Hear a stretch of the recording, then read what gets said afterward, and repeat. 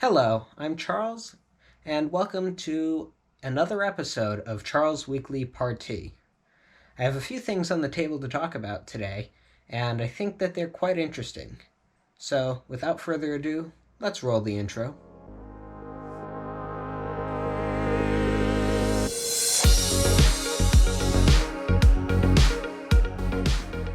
Alright, so first order of business is I'd like to talk about a little note that I made last episode with respect to a currency, with the cryptocurrency limiter. So there's a hash limiter that NVIDIA placed on the GeForce RTX 3060. And NVIDIA said, oh, this is unhackable, which I quite quickly called out. As of the time I recorded the last episode, it wasn't hacked, to the best of my knowledge.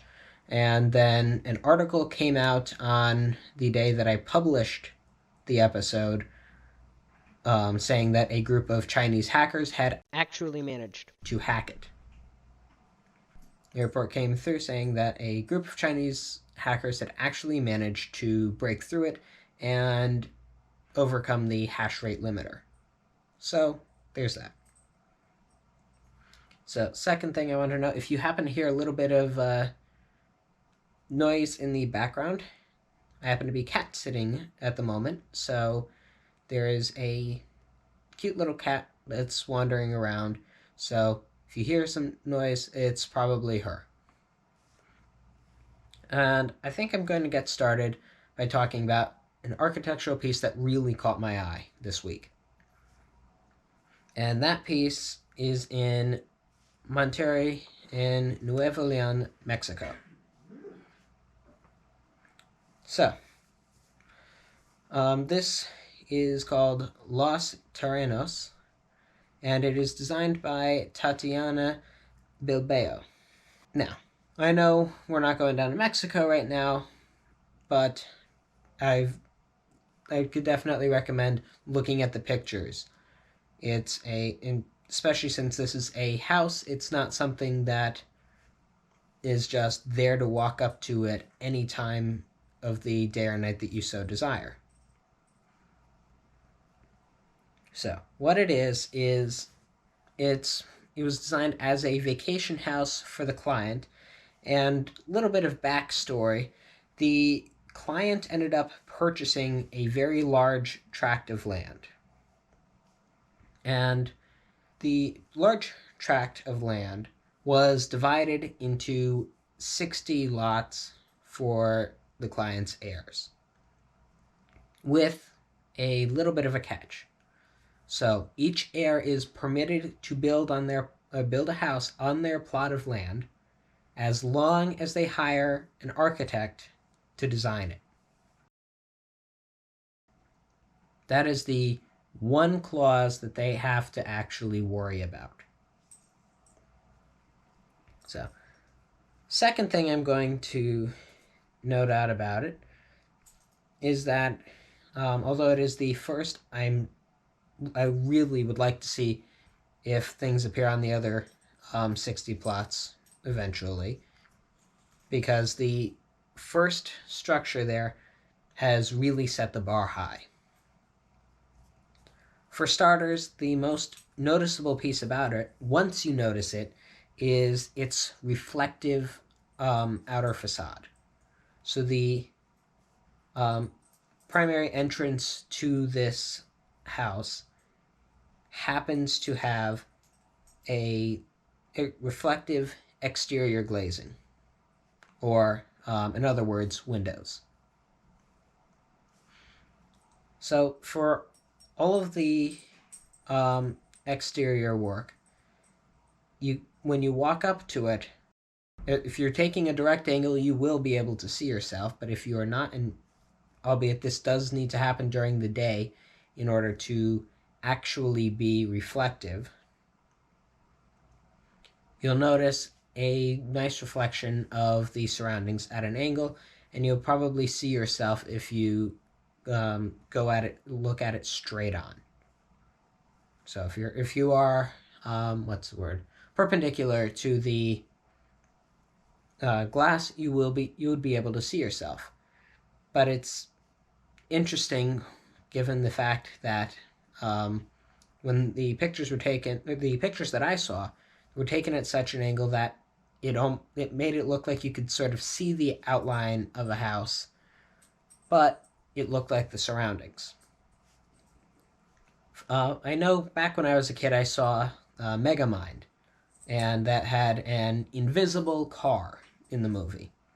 And I'm going to compare this house to that invisible car, because in the movie, for obvious reasons, you can't have an invisible car, or a truly invisible car, because then no one sees the car. So you need to hit the sweet spot between translucency and transparency to be able to tell so that the watcher can tell where the car is, but what's the name for it? But the car is in theory invisible. You can see that there's a car, but you can tell that it's supposed to be invisible. So very similar to how this house was designed. With the exterior facade, it's reflective. It's really, if you look at, if I'm highly encouraging that you look up some of the pictures of this particular piece of architecture. It is done in such a way that from certain angles you can see that outline, but it doesn't look like it exists. It almost makes you wonder if you're hallucinating. And when I first saw it, I wondered, what am I looking at right here? And then I found out that it was the living room of a house. That's another thing to note out. The reflective piece is a house. Or reflective piece is one part of the house. So for this particular house, what the architect ended up doing was taking the traditional house that most of us are used to and deconstructing it, bringing it down to the bare minimum of what we consider the essence of a house. I think I mentioned this in a prior episode, how you have different recurring elements that are needed. So for example, what elements are you looking for that you would need if you're getting an apartment? What elements, if you're missing a certain element, you're going to say this is not an apartment, right? If you go to a hotel room, it's got a bed, it's got a bathroom. That's a hotel room. Some of them, when you get to higher end hotels or suites, you'll notice a few extra features or amenities that you get included. So what those features are, for some cases, I know if you're renting a cottage, you'll likely get a bedroom, an extra bed, couch, little kitchenette, and a bathroom. So it feels more like a home, but it isn't a full-fledged home. Quite obviously, you could live in it for a while without any issues, having certain components in it, but it's that sweet spot between hotel room and home. Where am I going with this? You might be asking. And it's a very good question. The elements that personally I think you need in order to have in order for something to be considered a home in modern society. Obviously, shelter is basically a roof over your head. But ideally, you not only have a roof over your head, but you have a place to lay your head. So you have bedroom for the occupants, you have a kitchen, and you have a leisure space, and of course a bathroom. And if you really want to add in a little bit of complications to what you could consider this, that, or the next thing, if you only have a bedroom, then you're going to think along the lines of a dorm room. So, and a hotel room is basically a step up from a dorm room in the sense that you have your own bathroom. A cottage is a step up from the hotel room because you have almost a little bit of a kitchenette and a living space. Or not living space, but more of a leisure space. So a place where you could reasonably sit and read the newspaper if you're into that. Or in modern society, where you could sit and browse social media on your phone if you're into that. So you could have a person reading a newspaper sitting next to a person reading their phone, next to a person scrolling the channel guide on the television set, or in modern cable cutting times, maybe browsing Netflix. So, whole point is that each living space is crucial in order for something to be given a certain grade of a livable space. So, no one wants to live in a no one wants to live in a dorm room for a long period of time. So if you've gone to college, once you're done with college, you do not want to go back to living in a dorm room. So it's always notoriously small, and you have to go walk if you want to take a shower or want to go to the bathroom or use a communal kitchen area. So when you upgrade or when you have something like an apartment, then you're going to notice the additional space. My point is that when you deconstruct the space, you have those elements. And this house is designed for 3 separate buildings, of which 2 are only constructed. So there's the living space, and there is a sleeping space.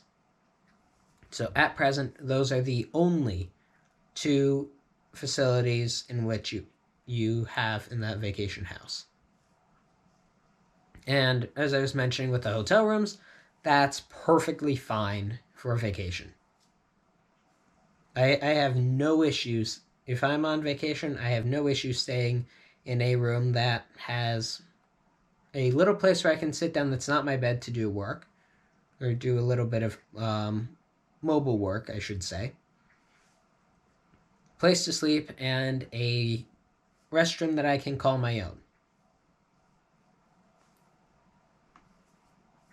So having those elemental spaces is interesting. To separate those 2 sort of connected buildings, you have a limited material palette in use. Off the top of your head, you're probably thinking this is going back to the dorm room of you have, 3 materials, maybe? And in this case, although it seems restrictive, it is actually a very useful decision that was made, right? So that living area has a glass exterior. So very, very modern glass and steel used for it. The bedroom, I believe, is made with local masonry and something along those lines. So masonry, stucco. So it looks a little bit more, or the material choice looks a little bit more old-fashioned, with a single wall with sliding glass doors to have a view from the bedroom, but also to connect the bedroom to the local to the nature surrounding that particular piece. And that gets to my next point of its phenomenal integration with the rest of the site itself. So, for its integration with the rest of the site, first, it makes use of a lot of the existing site contours. For most buildings, you traditionally have to go through a lot of work to get the ground the way you want it for that building. And this took a slightly different approach to that. So rather than changing the contours to fit the building is made to fit the contours, which really produces some fascinating results. Means it isn't an wheelchair accessible facility, but most traditional homes aren't. So when you think about it that way, you're having the different contours. So having the living space at a slightly higher level than the bedroom, what ends up happening is the connection to the bedroom goes, and then you step down to access the beds, and you can further step down to open the sliding doors to be able to access the to jump into the beautiful surroundings of the bedroom. I know I'm not used to a really good view from where I'm sleeping, but having a nice view is definitely something I could enjoy.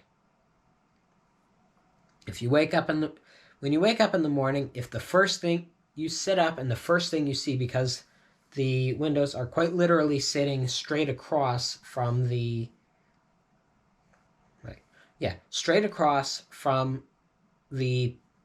pillows,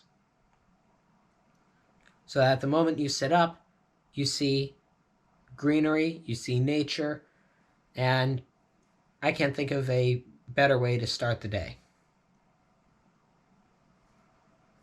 So, starting your day off naturally and finishing it staring at that same nature. So and you have the site views from inside the facility, but from the outside, going back to the reflective glass, that reflection grants you different perspectives of the remainder of the site view.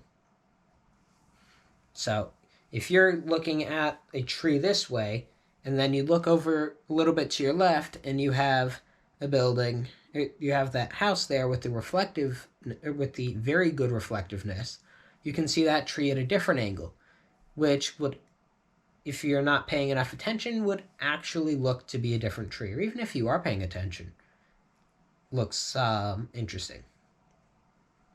And that was another area where there was a lot of coordination placed in, because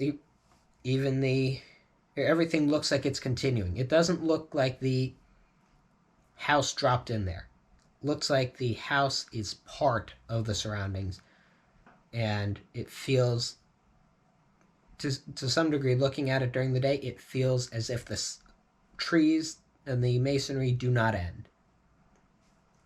Speaking about the masonry that leads up to the entrance of the building is built on a special platform that allows water to permeate through it. So the masonry is built on a special platform that allows water to permeate through it. And the whole reason for doing this is to accommodate the tree roots that are surrounding the facility. I believe when I was looking at it, I believe it said that only the amount of nature that was required to be disturbed for the construction of the building was disturbed. So basically, if there was a tree right smack dead in the middle of the house, that was taken out. But trees surrounding the building were all left in.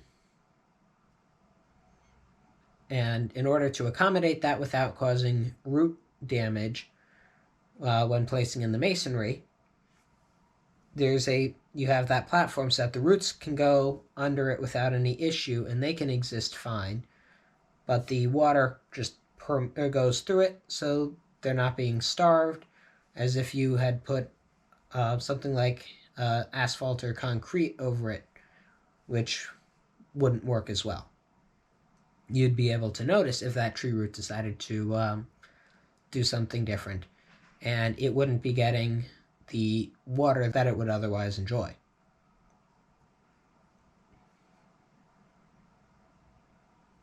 So, with all of that being said, this is a house that really brings out the best of the human and nature interactions. You're able to very easily step away from all of the hustle and the bustle and go back to a much nicer and much more inclusive area to become part of nature. Obviously, you can have a tent in the middle of the woods, but I think a tent in the woods does not have as much connection to nature as this does with all of the views and everything that you have. When you go to sleep in that tent, you're not going to be looking at be able to have a clear view at what lies in front of you. You have the view of the inside of the tent, and that's it. So, with all that being said, it's fascinating, to me at least, to have a different way of looking at nature. And I think what this particular house demonstrates is that it's not really that hard to make a place stand in. Going so far as to use the locally sourced pine or for all the woodwork adds to it. You're not bringing a whole bunch of materials from everywhere and anywhere. You're doing as much as you can locally, and even having local carpenters to do the woodwork for it. So, and realistically speaking, nothing is quite as natural as wood, and personally, a nice light and smooth grain of wood makes things wonderful. All right. On the topic of making things wonderful, kids like everything to be wonderful. They want to do everything, and I remember that when I was old enough to start understanding how some digital things worked, I wasn't able to use them because I wasn't yet 13. At that point, I didn't understand why that mattered. So, now I'm able to know that it's for a very good reason, and the Children's Online Protection Act that you have, I can't remember the full breadth of the acronym, but COPPA. That prevents kids from doing a lot of things that involve a digital atmosphere, and it restricts a lot of things. I know when I publish these YouTube videos, I do have to note out that they are not made for kids, because things that are made for kids are subject to a lot of extra rules and checks and all that fun stuff. But the kids are always wondering, why can't I do this until I become 13? Why is that limitation in place? And they don't necessarily realize that it is for their own good. But what COVID has done is made digital platforms much more necessary for connecting with friends. So to respond to that, Instagram is now working on a version of their platform that's designed for kids. So, according to Instagram, in order for this to work out for them, they will be working on two aspects. First is that they want to, and this is coming from one of their representatives, accelerate their integrity and privacy work. And then the second piece is that they want to build a completely separate version of the application for kids. Personally, I'm very interested to see how this could play out.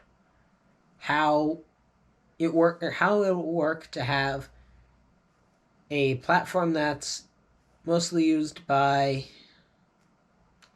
I'd say, primarily used by teenagers, young adults, and I'd say even adults into their 40s most commonly.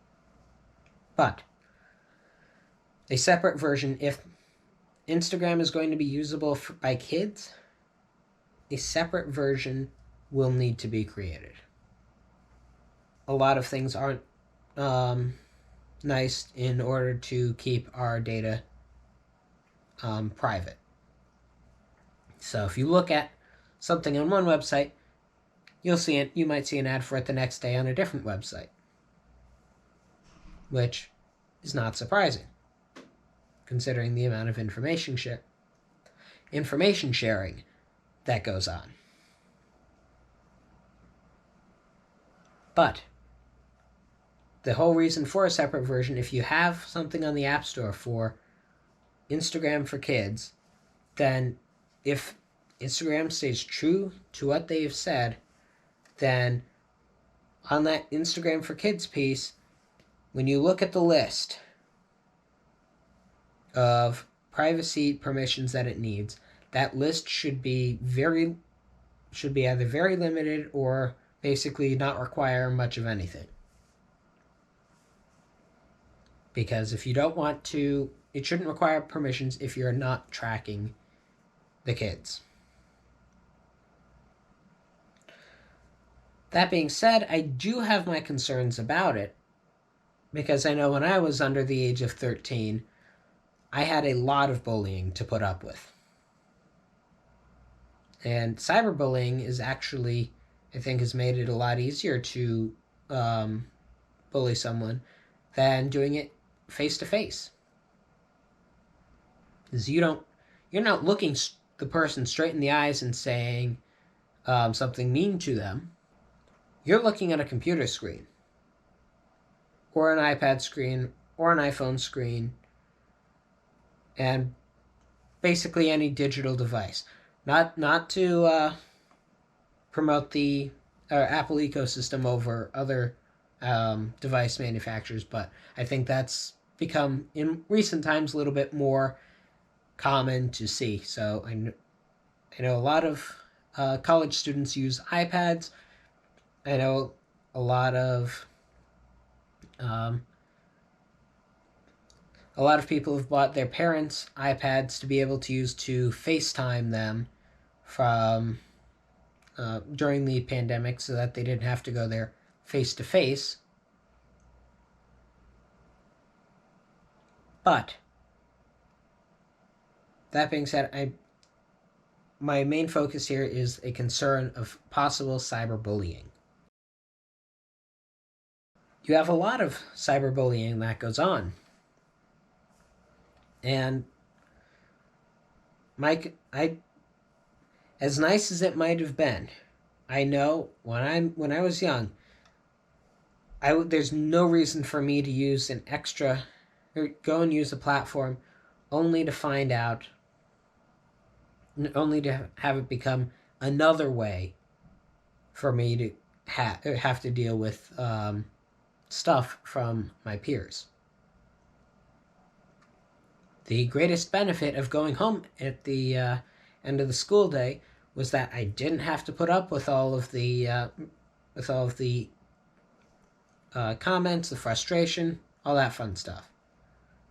When I went home from school, it was done. And this could take away that separation so that you could end up being harassed in your own home. Bad enough that kids 13, 18 have to deal with it. Bad enough that adults have to deal with cyberbullying too. And you don't want that to start early, because then it just facilitates the behavior.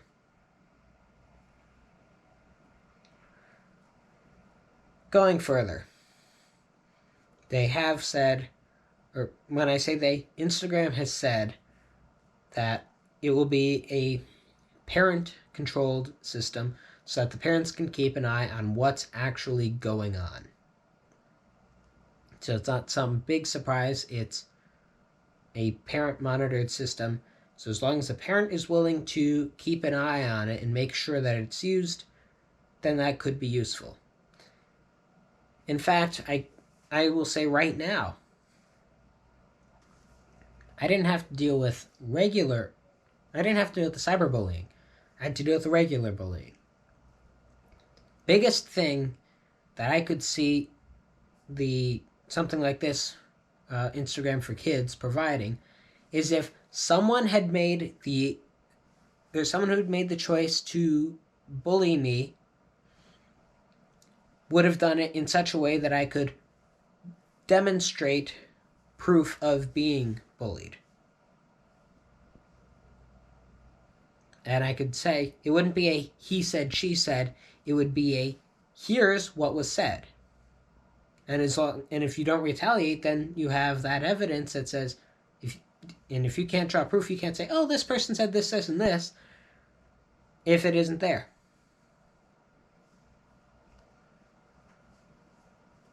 If proof doesn't exist, you can quite easily say, hey, didn't say that.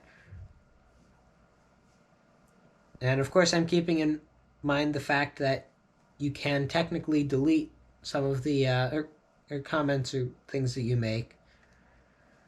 And I know if at any point, if someone sends something over any media forum that I think could be harassment, my first step would very certainly be to save a copy of it, to make sure that there is some degree of proof that I'm not making it up, that was actually placed there. So, and maybe that's a feature that they put in some of these apps for kids. So you have a process of, once you say something, you can't delete it. Because heaven knows anything on the internet, once it's out there, it doesn't come back.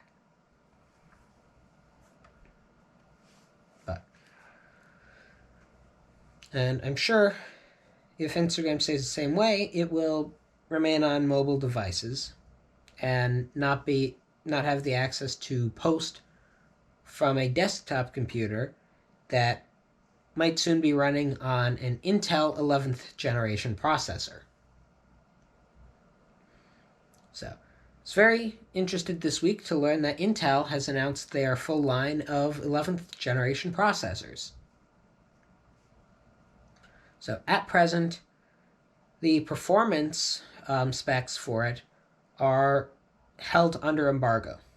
So what that means is when a processor or other piece of technology is being reviewed, oftentimes they will allow the reviewer to be able to test it to benchmark it, to evaluate it, but those evaluations cannot be made or cannot be released until after a certain time. So that way it's not a race to get it rush benchmarks and release that. You have X amount of time before you can release the benchmarks for how well it actually does. I think if you can pre-order some of the stuff, it gives you extra time to pre-order before you find out that you may have bought a bad product. But haven't seen it yet, so I can't say how good or how bad it performs.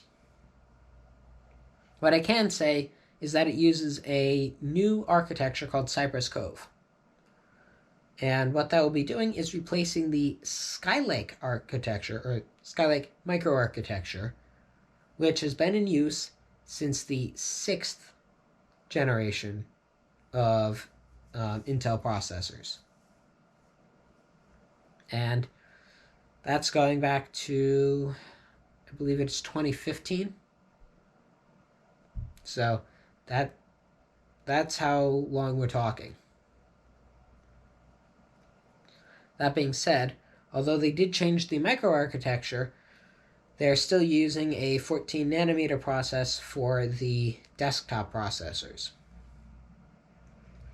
According to Intel, they tried to get the desktop processors on a 10 nanometer process like the laptop processors were, but it didn't end up working out. So they had to backtrack to the 14 nanometer.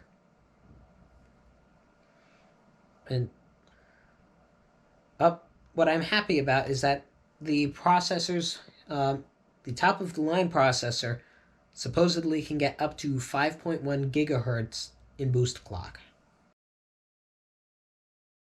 I don't know off the top of my head if AMD already got to the 5 gigahertz threshold. That's something I'm going to look up later on. All things considered, they're still behind the 8 ball. Although Intel's arguing here that the speed of the processor and the clock speed and the performance matter over the number of cores that you have accessible. Because AMD on their top-of-the-line desktop processor, before you get to the Threadripper series, is you can get in that same little square, you can have, well, that was a very round square, if you were watching, but someone's got to be laughing as I try and figure out how to do a square with hands, but long story short, you have a square, maybe about 2 inches by 2 inches at most, and that square can hold up to 16 cores if you go AMD. But Intel's saying that you'll only have 8 cores, but those 8 cores can do a lot more. And we'll have to see how that ends up coming out. So hopefully they will actually be stepping up their game so that, and once again, I can't say anything for sure until performance reviews are done on the processor. But I think that this is getting closer. They're not overtaking AMD, in my opinion, but I think it's going to get them closer to being able to actually rival them. Past few years, it hasn't been as much of a rivalry. AMD has been in the lead for a good bit now. Whether you're using Intel or AMD, going back onto your mobile devices,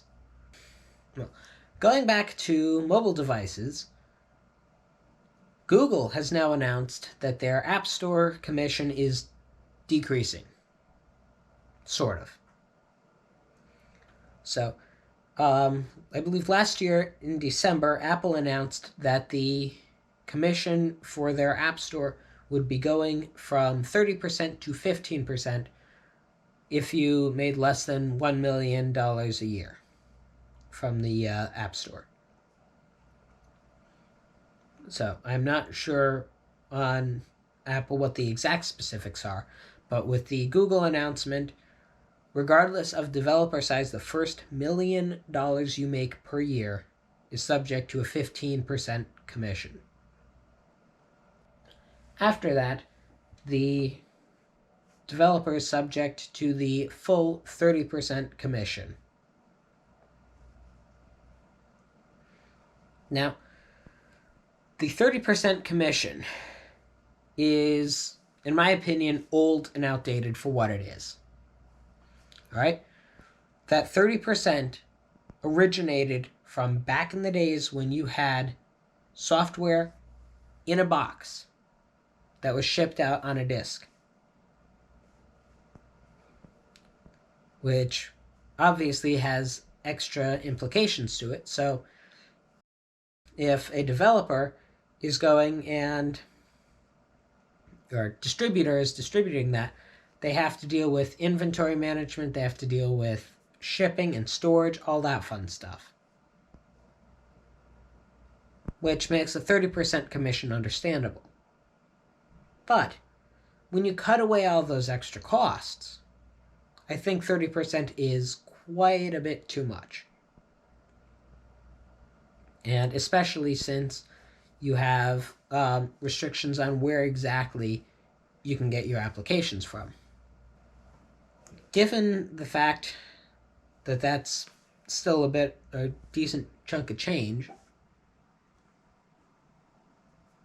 I think it's going to make things a little bit better for the small developers. But I don't think it's where it should be. Personally, I think a 15% commission across the board wouldn't be the worst idea in the world. And for those following the news of the Epic lawsuit, Epic Games is actively suing, I believe, Apple and Google. Don't quote me on the Google part. I know that Apple is being sued by Epic. I know that Epic isn't thrilled with Google's practices either, but they're actively going after Apple because you can only get apps on their devices from their App Store. And all the payments have to be processed through the App Store by Apple, which means everything that you get in the app is subjected to that 30% commission, or 15% for that first million, but at a large scale, you're getting whacked with a 30. So, and 30% is a decent chunk of change. So imagine someone said, okay, I'll give you $100 for this, and then 30 of it gets yanked out before you even get a chance to blink. It doesn't feel as good. 15, okay, it's the cost of business, but that's not too bad. And of course, that commission is pre-tax, which means if you get taxed X amount, that's after the taxes come after the commission, which means if you were supposed to make $1 million before the changes in commission, if you were going to get $1 million from your app per year, automatically right out of the gate, you only get $700,000. Doesn't necessarily seem like a lot until you think about how much a game developer is going to have to pay their workers' salary. And 15% makes that a $150,000 difference. And $150,000 is a good programmer's salary. So, thinking about it that way, I think there's a lot that can be done by just bringing everything down to a 15%, especially if developers are forced to use one particular platform. And hence why you have all of the antitrust lawsuits going around right now, because what this is basically saying is, in essence, hey, if you want to get to this customer on this platform, you have to pay X amount for that privilege. And eventually it doesn't make as much sense. But all that being said, even though both Google and Apple have made this move, it has not ended the lawsuit from Epic, and it's still going to be interesting to see where all of that plays out. But now that I've laid out everything that I'm talking about for the day, I think it's time to call it a day. So it was a slower week on the tech side, but we had the big announcement of Intel's next generation CPUs. We had the whole concept of Instagram for kids, which will hopefully, if it becomes an actual reality, is actually concerned with children's privacy. And hopefully more changes will come before we end up with the possibility of Apple and Google getting hit with antitrusts, or successfully hit with antitrusts. And of course, as annoying and bothersome as all of this is, to think about, or to have to go, you can always retreat by going to a special house that really interacts with nature, such as the Los Terrenos. I wish I could do that, but I have stuff to do this week, so that's out of the picture. Hopefully, it'll be a week of not too much excitement, but don't want to be completely bored. And my parti for the week is just waiting to see what the future will bring. Some weeks end up being rather explosive, and some not so much. But if you've enjoyed this episode, please consider getting subscribed so that you don't miss any future podcasts. And if you want to interact with the podcast or support the podcast, you can go to anchor.fm/Charles Weekly Parti, and you'll have those options there, so you can leave a voice message or support the show. And also consider leaving a review on Apple Podcasts if you enjoyed it. And if you want to see the podcast as it gets recorded, then you can watch that action on YouTube. So, until next time, this is Charles, signing off for the week. So, roll that outro.